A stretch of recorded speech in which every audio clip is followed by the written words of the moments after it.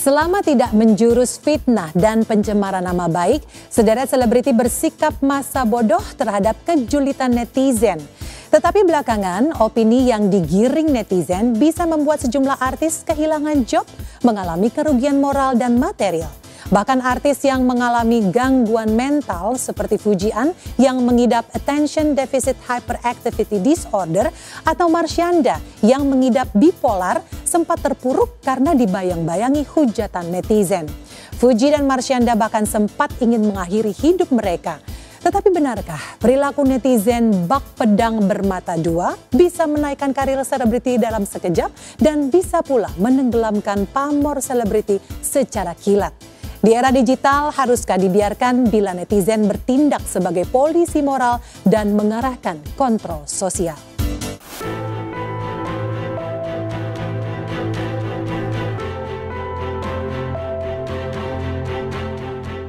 Tanggal 10 Juni lalu, warga Plus 62 merayakan Hari Media Sosial Indonesia.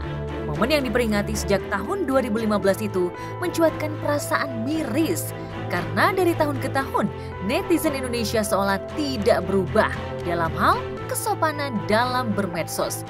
Setidaknya sejak tahun 2019, netizen Indonesia menjadi netizen terjulit se-Asia Tenggara dan masuk dalam 10 besar netizen paling tidak sopan sedunia.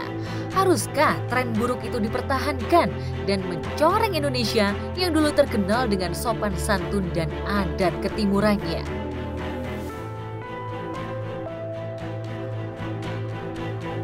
Jangan so tahu jadi netizen, kan kehidupan masing-masing dia yang tahu sifat-sifatnya masing-masing. Pokoknya buat netizen diem aja deh.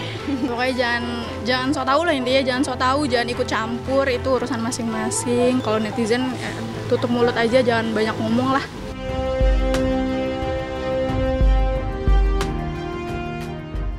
Yang pasti, sejak 2019 hingga kini, sederet selebriti harus berurusan di jalur hukum dengan sejumlah netizen penebar fitnah plus berita hoax. Sebut saja Ayu Ting Ting yang pernah terlibat saling lapor dengan haters Kartika Dewi, Ince Syahrini yang berhasil memenjarakan 2 haters yang mencemarkan nama baiknya, Dewi Persik yang tahun lalu melaporkan 2 haters penebar fitnah, atau Ruben Onsu yang keluarganya berulang kali dibully di media sosial, sempat merasa tidak tenang oleh sikap barbar netizen Indonesia. Oh ya, tolong netizen, jangan menggoreng-goreng ini lagi. Nanti dari sini ke pihak sana digoreng-goreng lagi gitu. Nggak perlu lah. Bersih gitu. Ada bagian yang Mami ucapkan mungkin Mom ya. Kan mandul itu kan harus sesuai dengan apa kata dokter kan. Hanya dokter yang bisa tahu saya itu mandul atau enggak. Gitu kan. Jadi kalau misalkan perempuan itu tidak bisa melahirkan belum. Yang ini lanjut yang ini. Ya harus lanjut dong Mas ini. Oh lanjut. Kemarin kan panjang dong kerjanya. Dia yang nantangin dulu. Panjang lagi kerjanya. Kan katanya bilang tidak ada yang bisa manggil saya katanya kan. Oh, iya. Karena tidak pasalnya apa gitu mulu kan. Nah udah sama polisi ternyata udah dijemput. Saya nggak ada lelah lah buat saya masih dikasih nafas, masih dikasih kaki. Saya yang penting saya tidak melakukan, saya main pukul sendiri, saya tidak main tangkap sendiri gitu ya. Walaupun ya mungkin menyelidiki, melihat siapa pelakunya, siapa ini ya.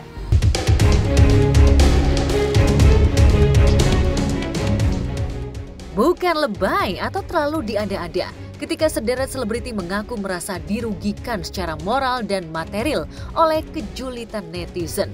Pasalnya banyak artis yang kehilangan job atau putus hubungan dengan pihak endorsement ketika netizen sukses menggelontorkan opini negatif tentang mereka.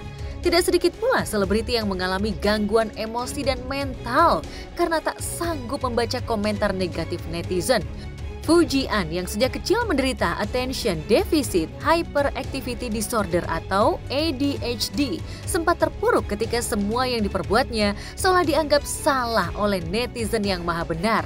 Fuji bahkan sempat ingin mengakhiri hidupnya karena ingin bebas dari hujatan di dunia.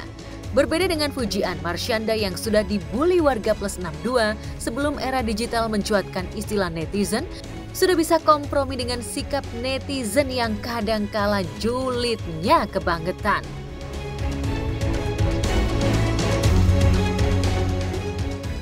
Orang tuh badannya kayak enak ya punya duit banyak, enak ya terkenal, enak ya mau apa-apa tinggal gini doang. Tapi nggak ada yang nanya kayak lu dulu sehancur apa gitu loh, jarang. Satu kan kehilangan, itu hancur banget. Hancur banget. Ya gue tahu tuh, gue ngikutin. Yang kedua, apalagi yang kau takutkan? Apa ya? Aku takut mati kali ya. Karena waktu itu kayak di posisi kayak, aduh gue capek banget deh, kayak dulu tuh semua orang nyalain aku ngerasain gitu ya. Nyalain kamu karena apa dulu? Gak tahu, aku jujur pas awal-awal yang naik itu aku takut banget, kayak takut banget disalahkan gitu. Dan benar semua orang nyalain aku, kayak bilang musibah lah, kayak tumbal lah, atau kayak memanfaatkan keadaan lah, inilah itulah. Alah, terkenal gara-gara abangnya meninggal doang, bangga.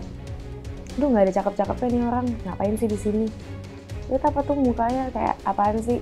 Lutut hitam, dengkul hitam, terus kayak ya elah nih numpang tenar doang. Ya sebenarnya banyak yang ngomong kata-kata kasar sih. Ini kata-kata kasar nanti disensor gak sih? Disensor nanti. Itu kayak bahkan yang ti aja gak sih? Kayak lu ti aja gak sih? Lu pah banget ya FYP gue, kayak emang aku yang ngatur FYP ya? Gitu. Macem sih yang aku rasain sampai bener-bener drop banget, sampai nangis, sampai kepikiran hal-hal yang suicidal juga sempat. Ketika seseorang merasakan bahwa sumber daya yang dimilikinya tidak cukup untuk mengatasi permasalahannya, maka dikatakan orang tersebut mengalami stres. Ada juga yang kita sebut dengan misalnya bipolar. Bipolar itu adalah seseorang yang memiliki ekstrim ya emosinya, dari yang depresif ya, jadi merasa tertekan dan merasa justru bahagia. Jadi ada episode di mana orang mengalami rasa bahagia dan rasa tertekan atau depresif itu secara cepat gitu, dan ada episodenya, bisa per bulan, bisa per 6 bulan, bisa per minggu gitu, dan biasanya tanpa sebab. Nah memang semua gejala-gejala atau symptoms dari mentally disorder itu semua ada treatmentnya. Tentunya kita berkolaborasi dengan psikolog dan psikiater. Psikolog itu untuk melakukan psikoterapi, dirubah mindsetnya, dibuat dia lebih berharga atas dirinya, dia bisa menenangkan dirinya, dia punya teknik-teknik untuk relaksasi misalnya. Tapi kalau ke psikiater itu biasanya ada yang namanya medikasi, yaitu diberikan obat untuk biasanya distabilkan hormonnya atau neurotransmitter di otaknya. Kalau gangguan depresi, ya kita sambil psikoterapi kita kasih obat antidepresi. Cuman obat antidepresi ini bekerjanya lambat. Setelah diminum 1-2 minggu baru kelihatan khasiatnya. Jadi masing-masing gangguan jiwa ini kita tidak boleh mengharapkan dalam waktu singkat akan berubah kembali ke normal, tidak. Apalagi kalau menyangkut perilaku atau kebiasaan pola pikir yang tidak betul, itu kita harus pendekatan dengan sabar, dengan kasih sayang, sehingga yang bersangkutan tidak merasa tertekan. Kalau gangguan cemas, depresi bisa sembuh total. Tapi kalau gangguan kepribadian, ini perlu waktu lama dan perlu kerjasama antara yang bersangkutan dengan keluarganya, dengan lingkungan sekitarnya, dan juga dengan terapisnya.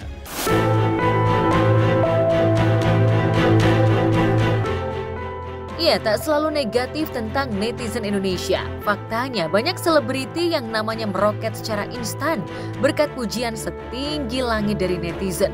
Sebut saja Fajar Sad Boy dari Gorontalo atau Halda Rianta, adik komika Arafa Rianti yang dinilai punya bakat melawak seperti sang kakak. Tanpa validasi dari netizen Indonesia, belum tentu Fajar Sad Boy dan Halda Rianta yang punya keterbatasan pengetahuan bisa hits seperti sekarang. Netizen Indonesia juga punya kekuatan super untuk mengusung artis idola mereka menjadi artis terfavorit di berbagai ajang penghargaan bergengsi.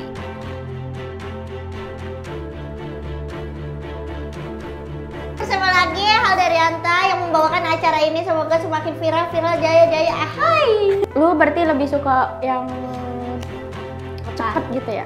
Pokoknya gue sukanya yang dadakan.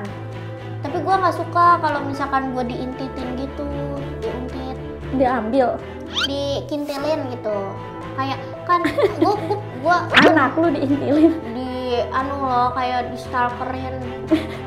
Nggak lah, idol emang di stalker. Enggak, maksudnya sampai diikutin gitu loh. Ada yang sampai fanatik. Apa yang mau saya sombongkan, nggak ada. Biasanya nanti kalau udah naik jadi artis, panggil sini, pas panggil sini nggak mau, sombong. Iya, saya tahu. Jangan sombong. Aku tuh berusaha ngeblend dan berusaha supaya aku tuh bisa masuk ke frekuensi kamu. Nanti kita ungkapkan perasaan kita di luar kamera ya. Takutnya mereka yang apa yang videoin kita apa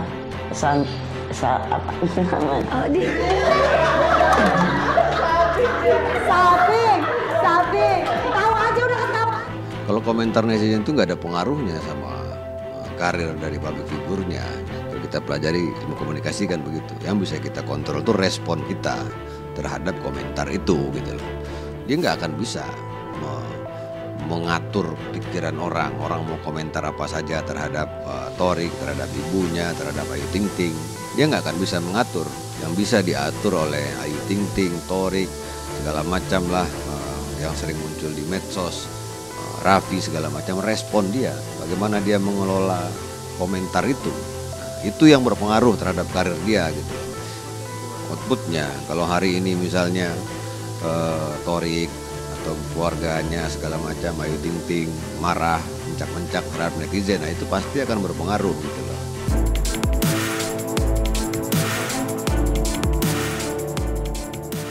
Sebagai bagian dari Warga Plus 62, netizen Indonesia dianggap memiliki kontribusi dalam hal kontrol sosial, memotori perubahan, mengawal kasus hukum yang berdampak pada hajat hidup orang banyak, bahkan mempengaruhi kebijakan pemerintah.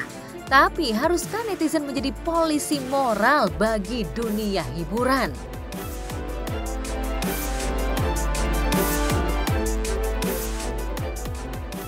Batas antara netizen dengan public figure ini sudah mulai tipis.